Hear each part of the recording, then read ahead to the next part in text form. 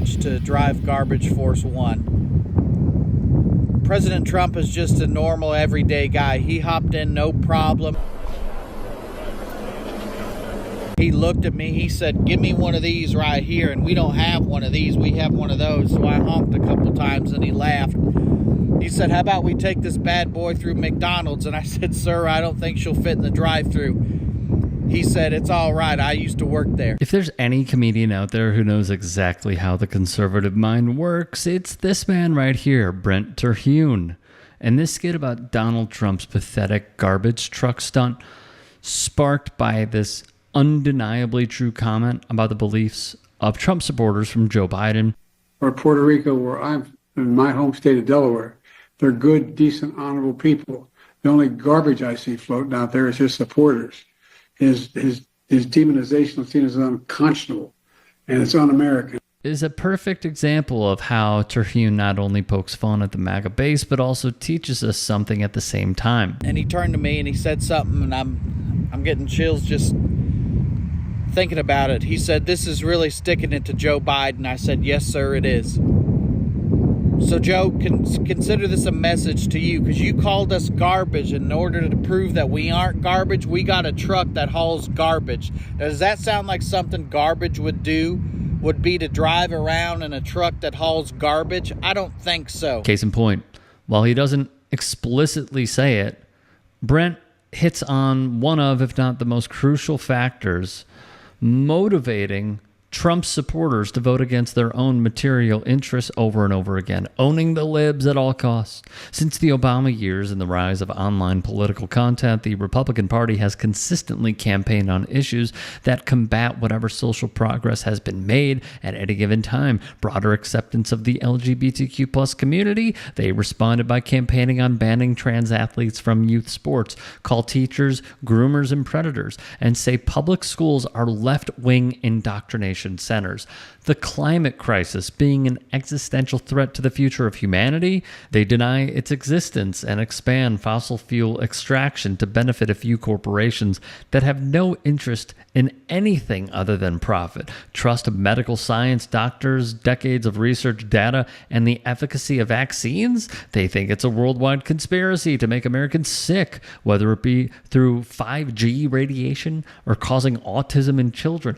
At the end of the day, it's all to feel superior to whoever they think the libs are, while the officials they vote for continue to rob them blind. You made a mistake, Joe. You can't call a group of people garbage unless it's meant to be funny. And in that case, those people need to stop being so soft.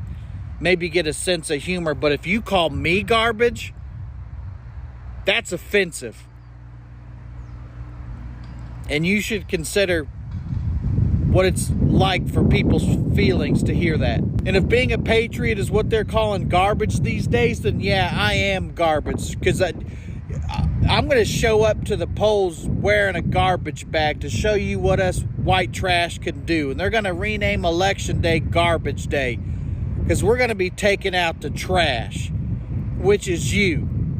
Even though I'll be the one wearing the garbage bag.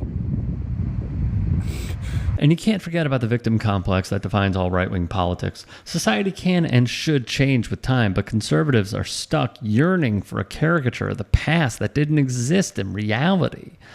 Or, to be as charitable as possible, a past that didn't afford the same basic humanity to certain groups of people. And when you're a part of the group that holds the power and reinforces that power structure, any form of equality or equity for others feels like oppression, which is why conservatives are always looking for any chance to claim victimhood. What do you think, Kay?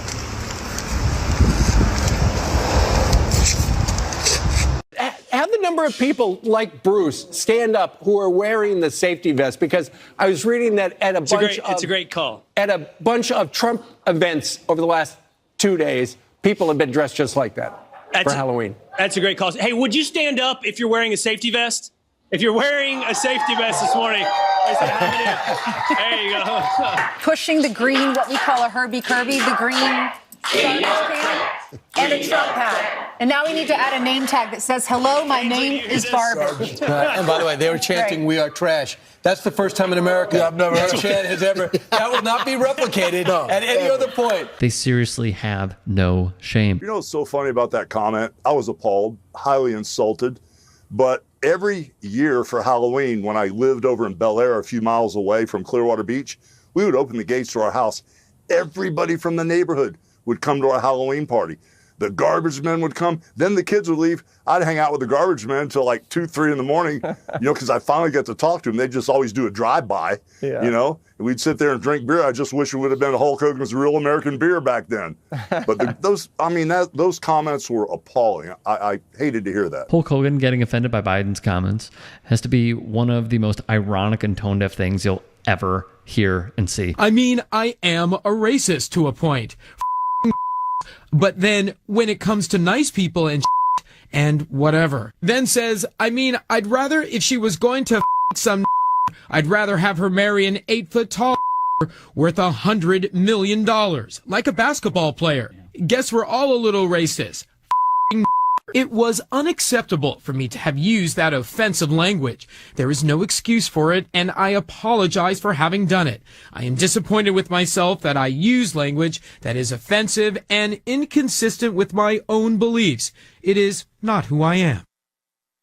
Chase and Carol, thank you. Let me bring in wrestling insider Dave Meltzer. He's the editor of WrestlingObserver.com. Well, the only thing I could think is they're trying to humiliate the Trump supporters into voting for them. I mean, to call us Nazis.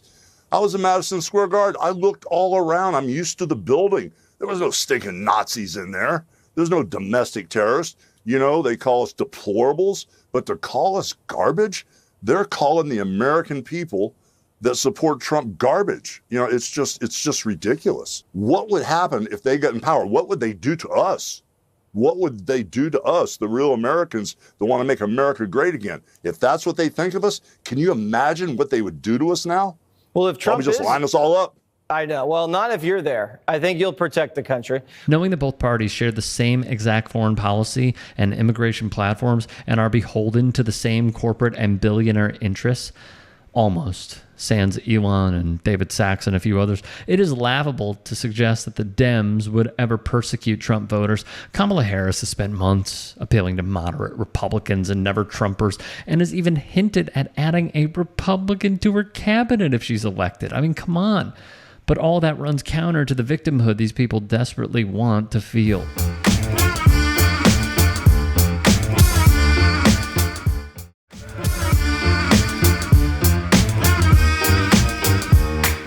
France hosted Israel and... If you know me, you know that I love a good boycott.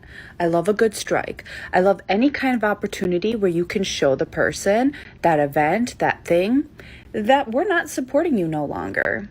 Today there's a soccer game, France versus Israel, and with that came a massive boycott.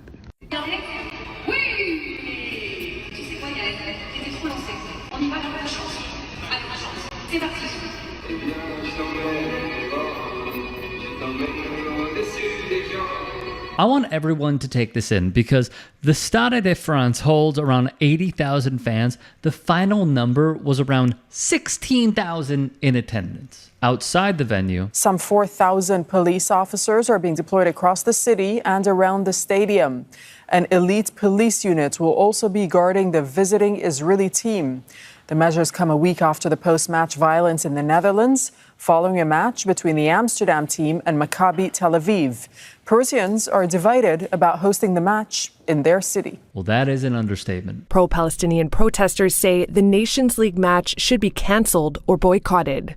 Le match de la honte, c'est le match de la honte. This protester called it the match of shame. This game shouldn't have taken place because it will give Israel a PR opportunity abroad. It's a colonial society. It's an apartheid imposed on the Palestinians. The conflict is brutal, and it's not France's honor to host this game. Prior to the match, one French group urged the national team players to refuse to take the pitch for the match.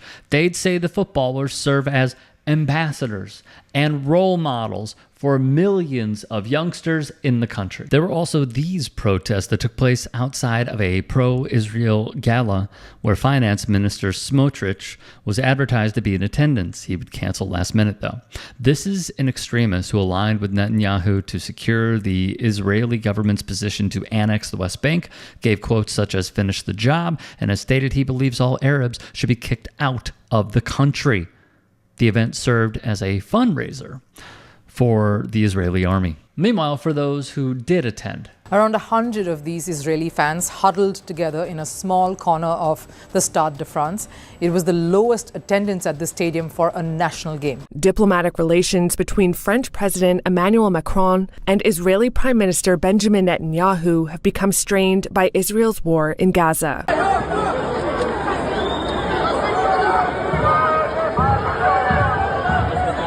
C'est ça qu'ils font. Ils sont pas venus regarder un match, ils savent qu'ils vont perdre le match.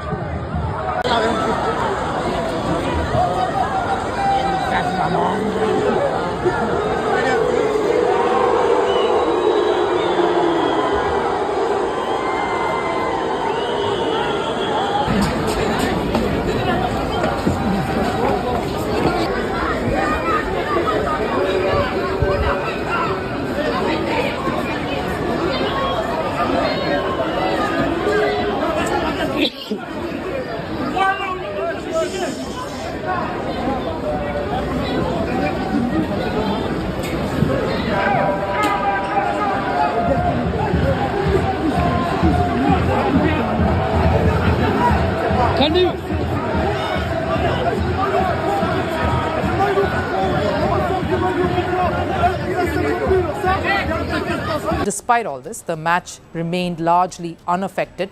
The game continued despite the charged-up atmosphere and sadly ended in a goalless draw.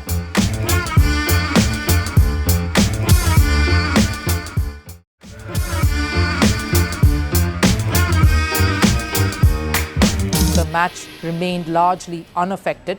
The game continued despite the charged-up atmosphere and sadly ended in a goalless draw. From Middle East Eye, videos shared on social media would show Israeli fans, some with their faces covered and with Israeli flags draped on their backs, attacking French fans. Around 40 arrests would take place around the stadium. 24 of them resulted in police custody, them being placed in police custody, but for nothing serious, according to police sources. The New York Times has more from Paris and on-the-ground reporting. Before the game, helicopters thumped overhead and sirens blared, but there were few fans on the concourse leading to the stadium, which would normally be packed with people. Officers seemed to outnumber the spectators. Two cops cautioned a fan that the Israeli flag that was draped over his shoulders could potentially make him a target. Inside the stadium, a mix of jeers and cheers greeted the Israeli national anthem. Many thought, though, that the game should have been moved because there is precedent for this. Belgium did the same after cities in the country refused to host the match between their national team and Israel. Italy kept it in the country, but they would move stadiums. Maccabi Tel Aviv, set to face Turkish side Besiktas, moved their match to Hungary for a neutral site affair. I also think it is wise for us to take in opposing sides and hearing what they have to say regarding the circumstances of the match. Honestly, I think it's sad to see that we have such a large security presence for a simple football match, because sport is made to unite. We've always had laughter and tears only through sport. Sport is not supposed to be conflictual. And the counter. French-Palestinian lawyer Salah Hamouri says it's impossible to separate soccer from politics. The athletes who are in the team, a part of them, were also in the army or are still in the army. This is why this match must be suspended, he said. When Russia went to war against Ukraine, they were banned from all sports. Despite the genocide, the fact that they kill women, children, men can be victims too, Israel is allowed to play a match. We are told sports and politics should be separate. Well, no. If we give them that right, then we are complicit in their murder. I should make note that there are parallels between some who say that they wish for politics and sports to remain separate and those who say it is inextricably linked, because the latter does remain true. And this pipe dream that is being sold of politics and sports not mixing, especially when you have national teams going up against one another, it is just completely unfounded and untrue. The Times was also wise to note the following. The France-Israel match was bound to stir tension in the capital city of a country that is home to Western Europe's largest populations of Jewish people and Muslims. The polarization created by events in the Middle East is visible in protests and on posters across the city. One 19-year-old student who had joined the protests dubbed the Israel-France bout, quote, the game of shame. He'd say it is being used by the French government to strengthen ties with Israel. How exactly do you feel? Leave a thought in the comments section below. I'll meet you there.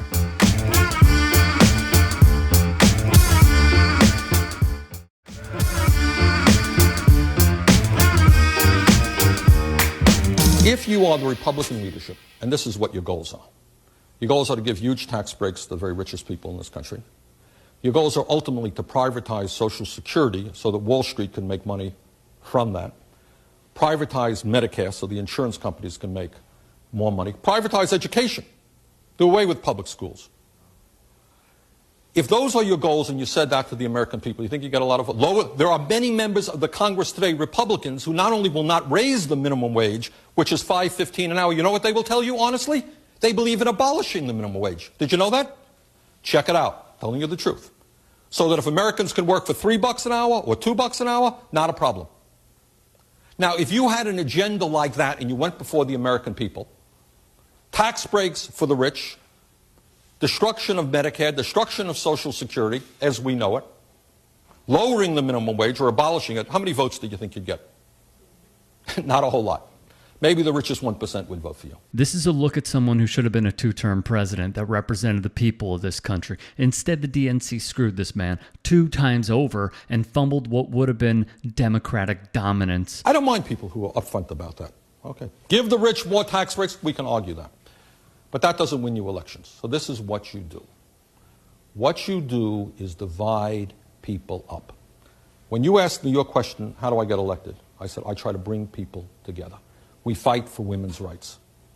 We support the rights of minorities. We support the rights of workers. We bring the majority of people together. And occasionally, honest people will have differences of opinion. In this room, there will be differences of opinion. But everybody in this room is in agreement that everybody should have health care, right? And the reason this clip of Bernie Sanders is going viral is because it's timeless. Donald Trump is a scab.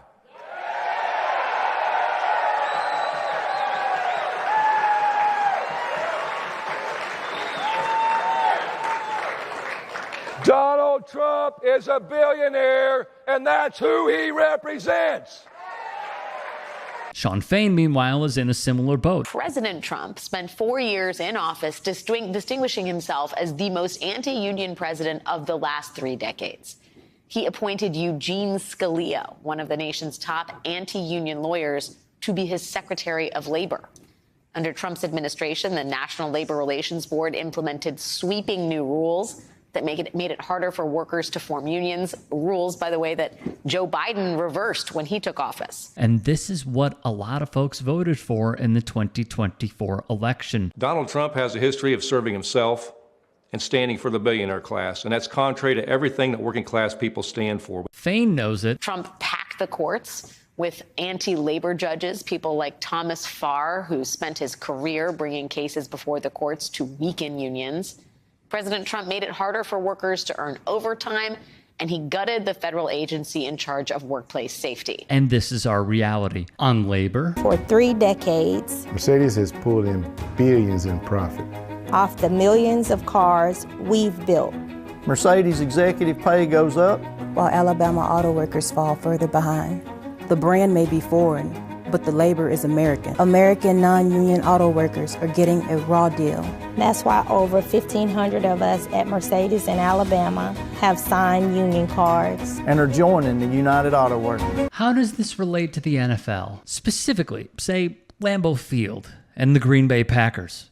Well, in a time of serious crises, I want to show just a dot of good news, okay? Via More Perfect Union, a YouTube channel, they're on TikTok as well. I've seen some of their stuff on Instagram, obviously, as I'm going to show you here. I think they do fantastic work. I think John Russell is awesome. They have what seems like a really solid crew putting together really good videos on labor. So via More Perfect Union. Lambeau Field workers scored their first union contract. Yeah, buddy. They write, the contract doubles the base compensation rate for almost all current vendors. Other vendors and new hires will see immediate 20% pay raises and, just had lunch, 60% total pay increases over 3 years. Let's go further. In December of 2023, an election was set to be held by the NLRB, or National Labor Relations Board, after the workers waited 2 months for the company to either recognize the union or force a vote. What do you think they chose? So the Packers, it should be noted, use a company called Delaware North Services.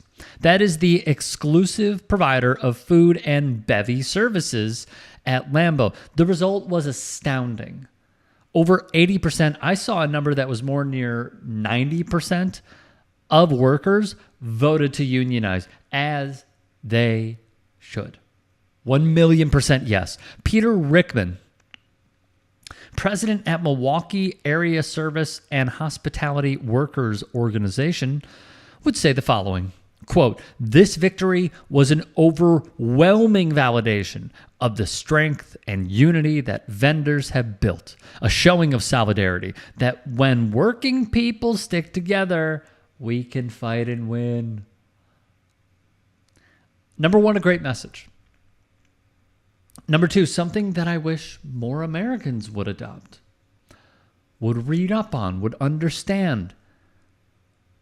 Class consciousness and class unity are the pillars of freedom and rights for all. This is a class war that the top 1% has put on us. They have put in stooges in order to try and stop these movements. It should be no surprise that when you remove a party affiliation and just go over straight labor, how it will benefit those in the working class, leftist policies succeed.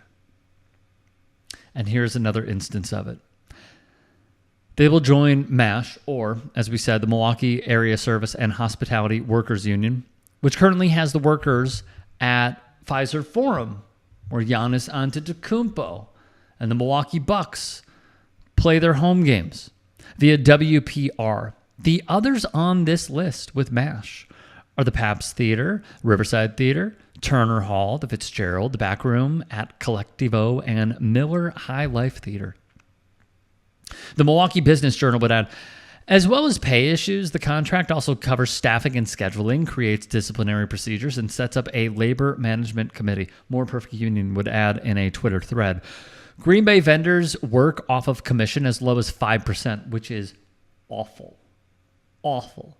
By the end of the contract in 2027, all unionized beer vendors will be making a 10% commission. So double. It's a good jump. The beer vendors also won job security, just cause, and scheduling protections, as well as the creation of a labor management committee, giving them a seat at the table. So I end with this. And it's a plea, more so than anything. Organize your workplace. Get in touch about starting a union. Be protected.